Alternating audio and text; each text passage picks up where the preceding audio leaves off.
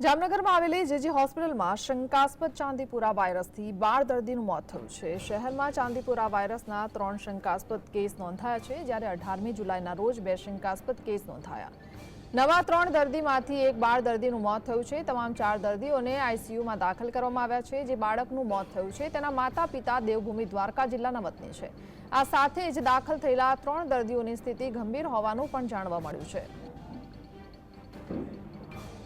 આજના તબક્કે ટોટલી આપણા ત્યાં 5 કેસ સસ્પેક્ટેડ નોંધાયેલા છે, જે આપ ચાંદીપુરા, વેસ્ટ નાઇલ ફીવર અથવા જેપેનિઝ એન્કેફલાઇટિસ, જેને અચાનકથી બહુ તીવ્રથી એક્યુટ એન્કેફલાઇટિસ કહીએ એવા રોગના લક્ષણો છે એ લોકોમાં, તો એની તપાસ કરવામાં આવે છે। અને આપણા ત્યાં ઇન્ટેન્સિવ કેર યુનિટ એટલે જે સઘન સારવાર PICUમાં રાખવામાં આવ્યા છે।